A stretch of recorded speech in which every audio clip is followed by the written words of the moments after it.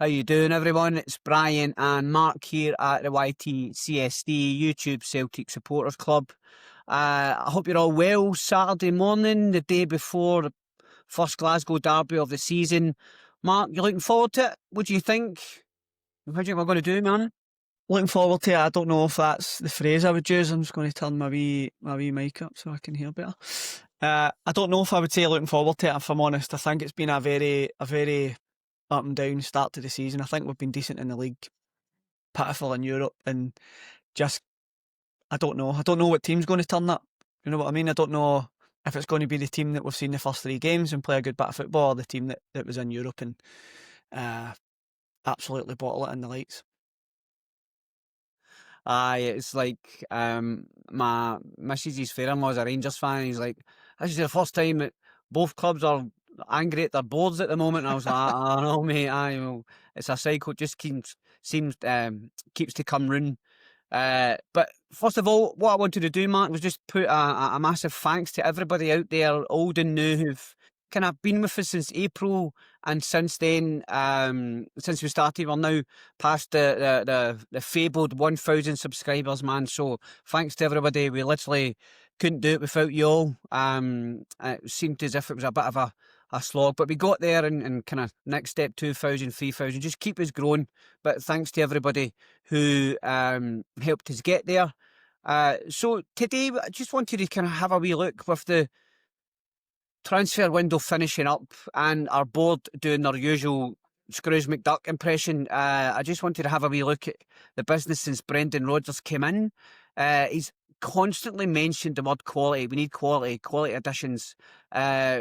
So I wanted to just have a look at everybody we've brought in since he came back and see if they are quality and have enhanced our team or been a total waste of time and resources. So let's get into it.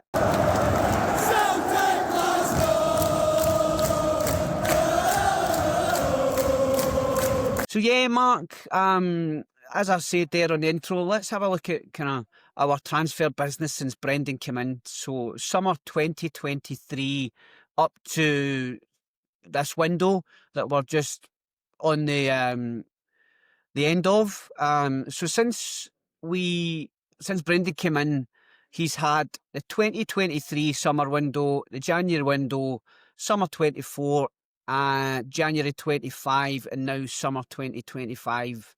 In summer 23, we got Palma, we got Yang, we got Nawrocki, we got Lagerbielke, we got Odin, Thiago Holm, Marco Tilio, Kwon Hyuk Kyu, and Paulo Bernardo, and we also got a loan of Nat Phillips from Liverpool. So, looking at your face there, my friend, what's your overall summary of that transfer window, summer 2023? Absolute dog meat, if I'm honest. That was an absolute fail from Celtic. I don't know if Nat Phillips was Brendan, but I know that when he came in, a lot of the boys had already been earmarked and signed, and they were nothing to do with Brendan. From that list of players, for me, Bernardo's the only one that gets pass marks. Yang is obviously still at the club. Yang will go at some point. Brendan was on talking about it today. In his press conference, he was talking about, obviously we just can't let Ida and Yang go until we get people in the door. It just can't happen, right? When you've got 7 million offered for Ida, you'd love to take that, but it can't happen. But Yang and Bernardo are the only 2 left. Yang has had wee flashes, I think. We've all seen it from the left wing. Wee flashes of genius. He can go and attack players, just doesn't do it enough. And for me, he's done. I would be done with him. Palma had a wee spell at the start. Played down the left, cutting inside, scoring goals. Who else are we talking? We're talking Nawrocki. I quite liked him. Thought he was a good player. I thought Big Lagerbielke was all right. I think those 2 big centre backs were half decent. I think both of them were half decent. Brendan didn't like them. He didn't see anything in either of them, actually, because both of them got shifted out. Nat Phillips was a disaster. I think he was an absolute disaster. I remember sitting in the stands and thinking, I was going to swear there, who in God's green earth is this guy? He was so slow, taking the ball out, far too many touches, just didn't work. I don't know if that was Brendan with his contacts in Liverpool, but another poor one. Kuhn, in fact, that's not the summer. So out of those, I'm going to give that out of 10 a 2. Bernardo's still with us. Doesn't play as much as I'd like him to. I think he's still got a future. I think he's got a big future. I agree with you. You quite like him as well. You think he plays that role that McGregor plays really, really well. Just doesn't get enough game time. And Yang, I've phoned him a taxi before we come on, mate. So he'll be in Birmingham before we know it. Brilliant.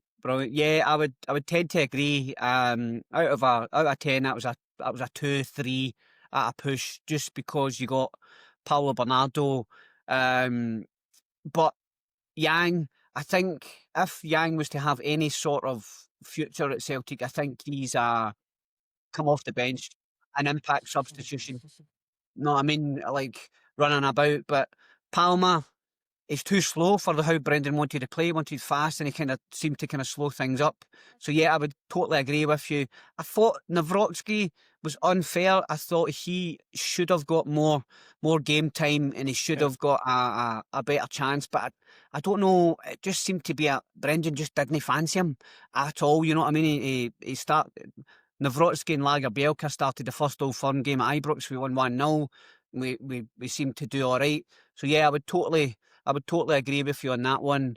In terms of the value we got from that, Palma was 3.5 million, Yang 2.1, Nawrocki 4.3, Lagerbielke 3 million, Odin Thiago Home 2.5, Tilio 1.5, and Kwon 1 million. Now, out of those players, I think they lost money. I don't think we made any money on any of those players at all. Overall, did we lose money? Because I thought we were doing all right, actually. I don't know the numbers. I think overall, net spend, once you get Kuhn going away and stuff Kuhn, like that. I think Kuhn was the January. He came in January, just looking at your notes. Yeah. But I think that summer, I think he didn't like Nawrocki and Lagerbielke because the both of them had no pace, and he likes his defenders to have a bit of pace about them. Because you've seen Nawrocki when he played, I liked the fact that he was quick coming out with the ball and played the ball forward quickly, and he done it quite a lot. It broke the lines quite a lot, and I thought that's exactly what Celtic need, because sometimes you see CCV 3, 4, 5, 6 touches, and it just lets that team just filter back in. It's too slow. I think. Personally, I think that was what he didn't like. I don't think either of those boys had any pace, and I don't think he had much say in these players coming in. They seem to be, this is what he's got, because his first interviews, he's like, oh, I've got a great system and all that, blah blah. Like, obviously that's what he's been sold. This is what we're doing now, Brendan. This season, he's like, all right, aye, cool. So the person that featured the most out of those was Yang. He's had 65 appearances. Palma had 36. Nawrocki 18. Odin Thiago Home 13, and then 10. And then Bernardo has obviously kicked on and some more starts for Celtic, but overall, I think that was a terrible transfer window. And out of all of those players, even though Bernardo has done well, would you say any of those would be considered quality signings? What Brendan's been asking for, I need quality people that would make a difference in tough Glasgow derbies or Champions League games. Think any of those would be considered that type of player? Bernardo, for me, yes. I think Bernardo, he's got it. I like him. I think he's got quality on the ball. He's strong. He can pick a pass. He can run. He's just had injury problems. I think Bernardo's still got a big future at Celtic. It's a tough midfield to get into, but I do think he can play that Callum McGregor role. He 100% can. He's a big boy. He's mobile. people are talking about McGregor maybe slowing down. I don't really agree with that. I think we just had a really, really, really poor 2 games, and I think that's what people are judging him on, those 2 Champions League games, and I think that's really unfair.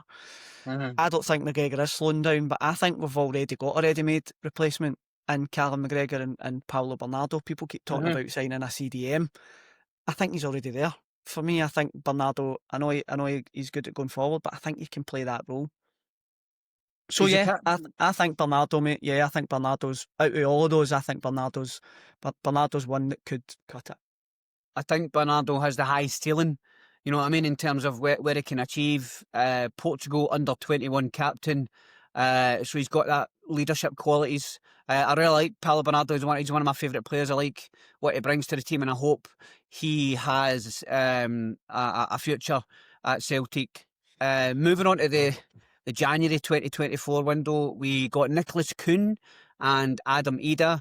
Ida was a loan from Norwich City, and Nicholas Kuhn came in from Rapid Vienna, 2.8 million. Out of those 2 players, I think Nicholas Kuhn was quality.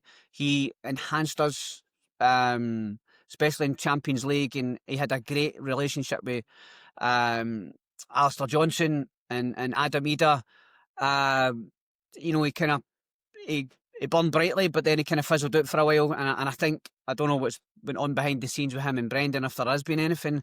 But since the back of the taxi incident, it seems to have been, kind of, I don't know if he's been told that's not how you're supposed to operate or whatever. But out of those 2 players, I would say that was a decent couple of players to get in the January window to kick on for the rest of the season. What do you think of those 2, Mark? What was your assessment of those 2 being? Yeah, agreed. It's been unfortunate for Ida. I think after last season, I backed him for a long time. I've stuck my neck out for him, and I know he only scored 20 goals, but he done well in the Champions League, and he scored some cracking goals, man. Some of his goals were really, really good. Just not worked out for him. Something's happened. I don't know what's happened. If it's a confidence thing, or if he's just no fancying it anymore at Celtic, or he's got an offer somewhere that he knows he's going to make a shed load more money.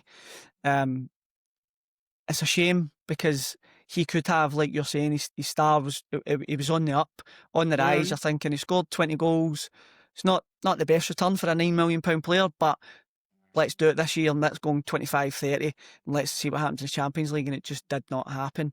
But I thought that those 2 players were good additions, because Ida contributed. Nicholas Kuhn didn't actually. He didn't contribute in that 6 months. To start with, yes. Yeah, he gave us nothing. He gave us absolutely nothing in that first 6 months, because he had the teeth issues and it wasn't really well and stuff like that. But he turned out to be a very, very good player, and a player that you said at the start of the show, Brendan's been talking about quality. Now, he was quality when you needed him in the Champions League. He scored goal after goal after goal, created, done what he had to do. I think he was just one of these players that just couldn't get up for the Saturday at Pittodrie or St Mirren or wherever. He just looked as if he couldn't be bothered. And I know that's sometimes when you look at some people's faces, you can't really judge them.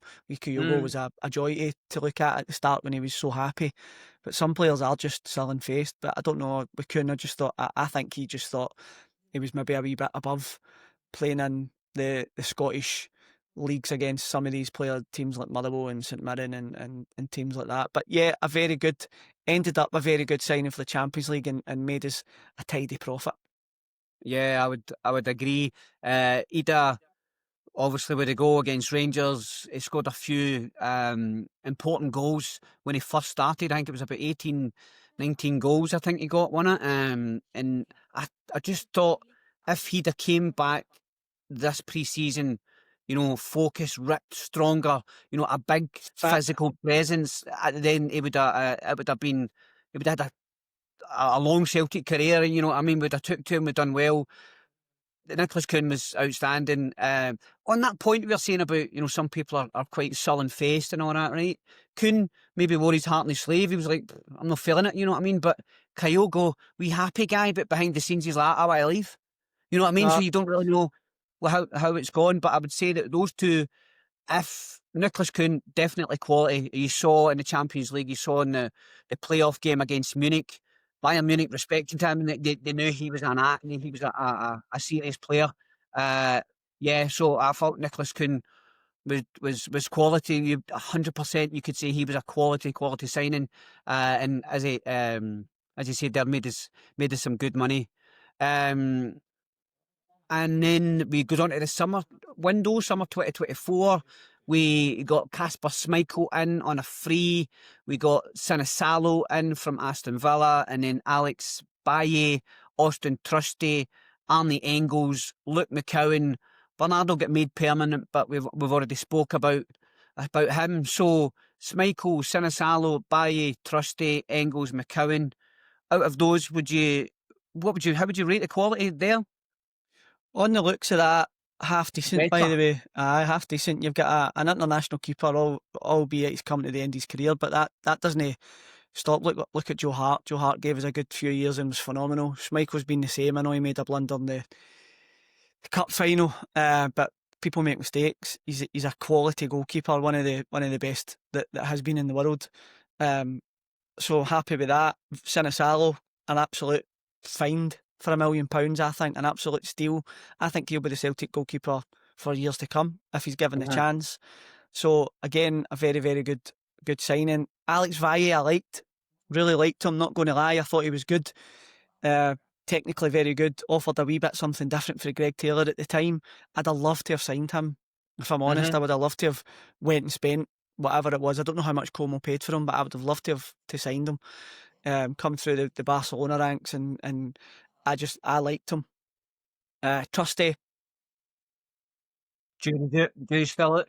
I don't know. I know he's injured and stuff, but Trusty looks like a good centre half. Like he's big, Athletic. physical, fast, and you can see he's a footballer, but just sometimes he's all over the place. I don't know if that's maybe needs a wee bit more experience, and you've seen in pre-season that he was starting to pick up and actually boss games, and that's what he needs to do. He needs to be like a CCV figure and actually boss games, boss it at the back and take control of stuff, and he wasn't really doing that. And that's why he lost his place to Scales and never won it back. That Rangers game when he got took off half time, that was it for him. So I think potentially he's still got a bit of potential. If he can come back for that injury and get back to pre-season form, I think potentially. Engels, still think the boy's there. I think he's going to be a fantastic player. I know he blows hot and cold, right? But he's still young. You seen his delivery in that? Was it the Hibs game? Can't remember who it was. It was pinpoint, constant. But then you look at Kyrat away, and you're like, that's what I'm talking about. Blows hot and cold, right? You have to be up for the big games. You have to turn up in the big games. I don't care how much we paid for him, right? 11 million. I don't care. It's not his fault. I think he's got potential. If we'd assigned him for £2 million, the fans wouldn't be on his back so much to be thinking there's potential in this boy, man. He's got something. So I like Arnie Engels. Luke McCowan, I think an absolute steal again. I think we paid £1 million for him. Absolute bargain. I like McCowan. I think he again has got a future. Still to fit into the Celtic team, I think. Comes on mostly as a sub, but sometimes when he gets his start, I just don't see it. I think he's more of a player comes on as well, more of an impact player. When he gets to start from the beginning, I don't see him making that much of an impact. He did do well when he switched up in the cup game. I do like McCowan. I think he's got a future, and I think he's another good buy. And Bernardo, I think making him permanent was absolutely the right thing to do. So all in all, I like that window. it was a better window. Much better. I would give that, if I was to rate it, I would give it maybe a 6.5, maybe a 7. Good shout. There's no much I disagree with you there, mate. Sinisalo, I think the way they done it, getting Schmeichel in and Sinisalo at the same time, it was clear that Schmeichel is the most experienced keeper, but Sinisalo learned from him. And you have saw when Sinisalo's came in, when Schmeichel's been injured, or cup games he's mixing it up, it does not disappoint. I think he's better with his feet, and he seems more. I went to a couple of the kind of League Cup games and that, and you could see that he was a talker. You know what I mean? He was like, right, so I think he can be a presence. I think he's a good presence in the dressing room. Baye, I thought we should have, man. Same here, because I thought he was good. You know, that goal we scored up at St Johnstone, I think it was, where he cut in, he flicked it on McCowan. I think it was Edic got it. It was a brilliant goal, and I think he adapted better to the inverted, Yeah. than any other left back that we've brought in. I think he would have been great, but I think Fabregas, the Spanish connection, he knew he was a good gene, so he's obviously played that card. Trusty, yeah, man of the match performances at the start of the season, you're looking good, but hot and cold. So yeah, definitely. Engels, 100%. He's that. That's the quality that you're looking at. Big, tall, athletic boy, technically very good. So I think he's an asset. You know what I mean? Although we spent 11 million, as you say, it's not a boy. It's not Brendan that picks these transfer fees. It's the CEO and all that. They've got to agree with that. So yeah, I would have to say Engels is quality. McCowan, Celtic fan, bleeds green and white, £1 million, knows what it's all about. And in the interviews you've saw him, he's like, I'm asking Callum loads of questions. So he's a wee sponge, wants to know how to do this, how to do that, how to get better and improve. And then Bernardo being made permanent for what, 3.5 million, something like 4 million, which is an absolute steal. So yeah, I would agree with that. 6, 7 out of 10 for the summer 2024 window. And out of that window, as you can see from the appearances, they're kind of regulars. Schmeichel, number 1, Trusty, 50 odd appearances so far, Engels 51 so far, McCowan 38, and Bernardo 44 so far. So yeah, a definite improvement. Moving on to January 2025, Tierney was agreed, but he was a pre-contract until July, and then it's saying Nigrin here, but I think Nigrin was the summer 2025. We didn't really do much in January at all, did we? I don't think we did anything in January. Tierney That was it. was the business, yeah. Great business. But let's not be patting the board in the back here, because No, not at all. Tierney would never have come to Celtic if he was not diehard Celtic. He's always had that in his heart and in his head. And that opportunity's come up, and the board have been so lucky to get him, because he could have went anywhere, and he's chose to come back to Celtic. So that's been a heart ruling from him, because he's such a Celtic fan, and maybe thought, is this opportunity going to come up again when I'm actually in a physical state to actually play good football? So I'm not crediting the board with that one at all. No, not at all. That's Brendan, totally. Brendan Rodgers, 100%. And then moving on to summer 2025, you've got Benjamin Nigrin, you've got Inamura, you've got Shin Yamada. I think that was it, wasn't it? You've got Balashwika and Sarachi. Aye, so they're obviously coming in, but there was other ones in the summer 2025 window. Osmond. Callum Osmond, and then Yeah. Jamal Simpson-Pusey. Yeah. Who else? That was it. I think that's it. Yeah. Simpson-Pusey, Osmond, Inamura, Nigrin. Nigrin's looked good. Inamura, who bought him? You know what I mean? The poor, I seen a wee clip of one of the Open Goal podcasts, and they were like, I think it was Sci-Fi, was saying Inamura's agent must be the most confused man in football. He's like, right, he's playing on Saturdays, they're not, by the way, going to go and get him a loan move. So I don't know what's happened there, but that seemed to me like a return to 2023's window, where you've got Thiago home, and it's just random players that Brendan's been hot with, and he's trying to.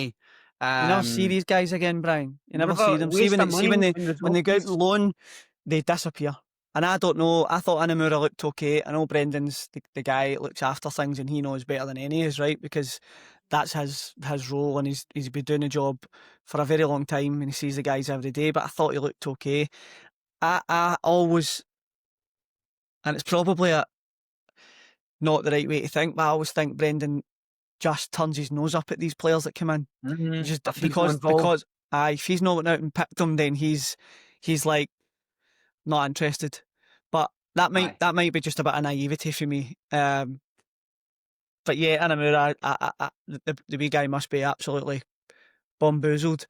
But I think he'll go out and loan and we'll never see him again. Yeah, like, what was his name? Kwon and that, you know what I mean? The guys that went through. So, Home. I don't even know, is he still a so player? Home. he's in, He's in I think he's America, in is he not? America, Aye, but LAFC or something like that, but have on they loan. signed him? That's what I'm saying. Is he still on loan? Don't even know. Like these Will guys be go out for a 5-year loan, signing a 5-year contract, and you get a 5-year loan. What a waste of money! It's a waste of everybody's totally. time. Aye, so I just double checked there, mate. It was Nygren, 2 million for Nordsland, Shin Yamada, 1.5 from Kawasaki Frontal, Inamura from Aberex Niigata, and then Ross Duhan we got from that, brought back in from Aberdeen, and then we got Callum Osmond from Fulham and Jemai Simpson-Pusey. Callum Osmond, I think he's him in the B team. He done pretty well, but I don't think he's ready for the first team. Jemai Simpson-Pusey, don't know, no seen him yet. But Man City, I don't know if it was it me and you that was talking about it. Maybe he's been brought in as a role model, but something for Dane Murray to aspire to. This is what you're looking for. This is what we're looking for. Come in to train him and work him. And then Duhan was a bit of a weird one, wasn't it? Bain gone, so Duhan was Aberdeen's. It's that Scottish thing for the champion for the Europe, innit? It's like how many towards that Scottish core. homegrown. Aye, it's totally. Just touching on, I want to just touch on the 2 Japanese boys because I watched quite a lot of podcasts, Celtic podcast, and I watched Hamish on Celtic AM, and he's quite good actually because he brings on this Japanese journalist who knows the players and does a lot of shows like this and a lot of stuff with the players.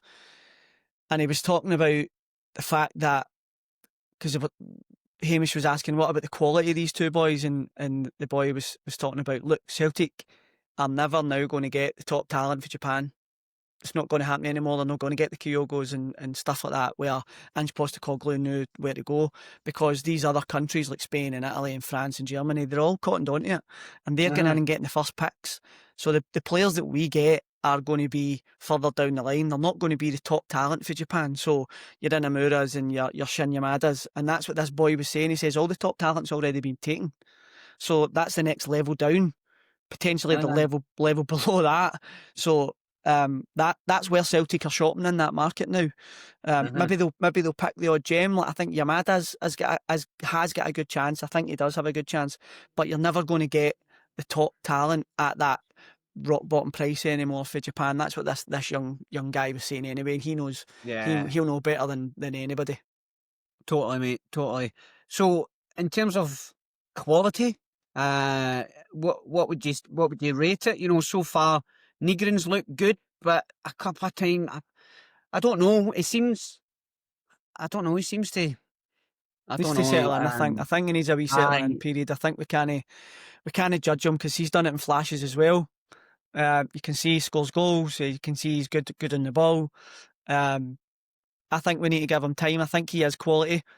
I think the rest, you can't. Inamura's obviously going out and loan. Osmond's either B team or going out and loan. JSP, I don't know because I've never seen him. Then we've got Balashwika and Sirachi. I don't know the boy Sirachi, but plays for. I was watching his interview today. He's played for Boca Juniors and he's played for River Plate, so he played for both. Which is like playing for Celtic and Rangers. So I've seen that to Eli this morning. I think they're very, very passionate. They said that. It's like, Eli, he's played for Boca and River, and he's like, no way, man. They're like bigger rivals than Celtic and Rangers. They are like crazy. Yes. It's like, I said, yeah, that's. So he was talking about how he's like he can handle the pressure. So I'd like to think that he'll be a decent player. And he played he's played against us in the Europa League 2019. Was it Udinese? No, I cannot remember the name of the team. I think I saw that actually, yeah. But he's got quality and he's got a bit of pedigree, I think. And Balakwisha, we know we've been gagging for him to come in, man, for so long. So a week too late. Well, that's the thing, right? I'm rating this window as absolutely dug meat, mate. Right, absolute dug meat for that reason. Brendan was talking about it today, right? Brendan was talking about let me just grab, because I've got a couple of notes that I'd put up because it was stuff that Yeah. I was thinking about. Right, Yang and that can't go. He was clearly talking about Celtic not getting their business done quick enough, right? And he was being open and honest in his interview. He's like, this is a problem. It's a systemic problem that Celtic need to fix. We need to fix. But he was also saying there's no rift. There's no rift between him and the board. There's people are making this up. But he says there is definitely a problem that needs to be fixed. We have to do our business quickly enough. And he was also saying, look, we don't just finish up the end of the season, go on holiday, come back for holiday, and then go, right, who are we going to sign? He's like, I've identified my players, team, we know who we're looking to get, we just need to go and get them. And one of the journalists said to him, so is it a case of it's just not possible? And he said, of course it's possible. It's football. Of course it's possible. You just need to go and get the business done. But he was clear that there's a problem. It was clear that there is a business problem, a business model problem of Celtic making the same mistake. He said Neil Lennon said the same. Ange Postecoglou said the same. I'm not the only person saying it. So there is a problem that has to get fixed. So that window, absolute dug me. I'm giving it a 0, even though you've got Negrin in, right? The reason I'm giving it a 0 is because we didn't do the business at the right time. It's cost us, and Brendan said it, it's cost us our place in the Champions League. You have to get boys in. He referenced a guy that Club Bruges signed, right? And he said, look at the boy for Bruges. They signed him early, and look what he does. He's obviously referring to Rangers, right? And the guys went on and scored a goal or two. Was it the boy with the blonde hair? I know I'm not sure who it was, mate. Yeah, Club Brugge were the same. They went in, boom, boom, boom. But that's what he said, Brian. He said, look, you need to have a business model like that. Aye, you're going to lose your players. Aye, of course you are. Your best players are going to go, but you just refill the bucket. It's like you talk about in sales, fill that leaky bucket. 100%. Just fill it. Players go, players come in. You've got to identify them. You've got to go and get them early enough.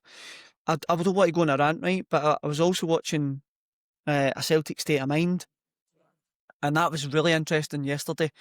They were talking about fan power and what they can do, and really, there's really very little fans can do, right? They're talking about the Celtic Trust going and trying to get enough shares, right? 5% shares to then have a voice on a board. Yeah. And one of the boys was old enough to remember when we got rid of the board the first time, and he was talking about handing leaflets out and all of that, and it was really, really interesting to see what they were talking about. The board have to be made to feel uncomfortable. They have to be made to feel uncomfortable, and that's only the Celtic fans that can do it. I didn't mean to go into that, mate, but it was just the fact that it kind of linked into the whole movement of what we need as fans in a football club. And Brendan Rodgers, as a manager, should be your manager moving forward for the next 4 or 5 years. He's not going to be, because we've shafted him again.